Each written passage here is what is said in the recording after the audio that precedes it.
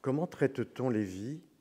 Que fait-on avec les morts? Ou plutôt, que dit d'une société la manière dont on traite les vies, certaines vies, vie de travailleurs, vie d'exilés, vie de prisonniers, vie rendue vulnérable, inégale?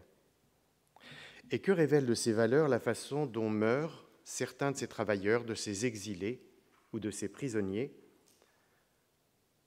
soit qu'on les laisse mourir, soit qu'on les expose à la mort, par rapport auxquels on détourne les yeux de leurs conditions ou dont on se mobilise pour les protéger? Au fond, qu'est-ce que l'économie morale de la vie et de la mort dans les sociétés contemporaines?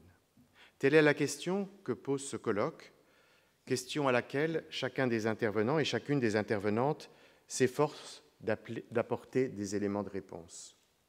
Question trop vaste, bien sûr, pour qu'il soit possible d'en restituer la multiplicité et la complexité des dimensions. 3 aspects ont donc été choisis: le travail, l'exil, la prison. Ce choix n'est pas indifférent.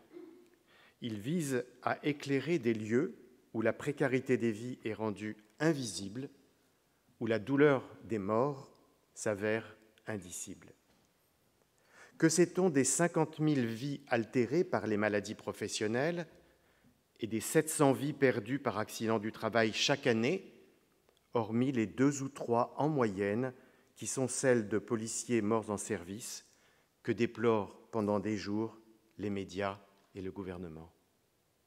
Quelle identité peut-on donner aux 1426 personnes officiellement disparues en Méditerranée l'an dernier et aux plus de 40 600 hommes et femmes mortes sur le chemin de l'exil au moins, en seulement 6 ans, selon l'Office international des migrations, hormis, là encore, celle du petit garçon syrien, Alan Kurdi, dont le corps sur une plage turque a ému le monde entier, qui évoque même les 130 suicidés qu'enregistrent annuellement en silence les établissements pénitentiaires français, et s'interroge-t-on même sur les raisons qui conduisent à ces gestes et sur les faits qui expliquent que la France soit le pays d'Europe où l'on se donne le plus la mort en prison.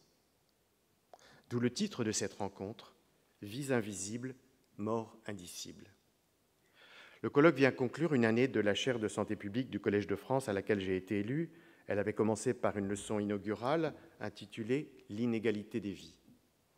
J'avais alors rappelé l'histoire de l'idée même d'inégalité des vies en montrant comment on était passé de la croyance que les différences de longévité étaient le fait de la nature ou de la volonté divine, à la mesure statistique des durées de vie moyennes et progressivement à la détermination des disparités en fonction des métiers et des revenus, autrement dit, à la reconnaissance de la causalité sociale des inégalités de mortalité et d'espérance de vie.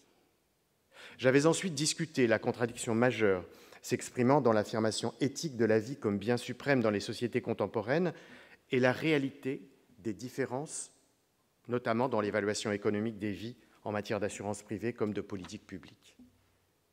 J'avais également questionné le principe même de la quantification, telle qu'elle se manifeste dans le calcul de l'espérance de vie, en suggérant, à partir du cas des femmes et des minorités ethno-raciales, qu'un travail de qualification devait être conduit en se demandant ce qu'il était possible et légitime d'espérer d'une vie. Ce triple mouvement m'avait enfin amené à revendiquer une forme de courage de la critique et de sens du possible. C'est ce que tout au long du cours, intitulé « Les mondes de la santé publique, excursion anthropologique », je me suis efforcé de faire en gardant l'inégalité des vies comme fil conducteur. Aujourd'hui, nous le reprenons de conserve autour des 3 thèmes que je viens de mentionner. Je me réjouis de la présence de 6 chercheuses et chercheurs dont je suis les travaux et que j'apprécie depuis longtemps. Nous mêlerons ainsi, tout au long de la journée, histoire, sociologie, anthropologie et même pour conclure, études littéraires. Sur le premier thème, le travail, nous entendrons donc Judith Reynorn et Pascal Marie-Chalard. Judith Raynorn, historienne, spécialiste d'histoire urbaine et environnementale et professeure au Centre d'histoire sociale des mondes contemporains à l'Université Paris 1 Sorbonne, actuellement accueillie à la Maison française d'Oxford. Elle est l'autrice d'une remarquable histoire du saturnisme en France, titrée « Blanc de plomb, histoire d'un poison légal ». Elle parlera de la mort lente au travail à l'ère industrielle. Pascal-Marie Chalard, à l'interface de l'histoire et de l'anthropologie, spécialiste de santé au travail, est chargé de recherche au CNRS, à l'Institut de recherche interdisciplinaire sur les enjeux sociaux, l'IRIS. Il a écrit « Médecin du travail, médecin du patron », point d'interrogation, l'indépendance médicale en question, et le passionnant « Qui a tué les verriers de Givors ?» une enquête de sciences sociales. Il traitera de la violence légitime contre les corps au travail. Sur le deuxième thème, l'exil, nous aurons le plaisir d'écouter Anne-Claire Defossé et Karolina Kobylinski.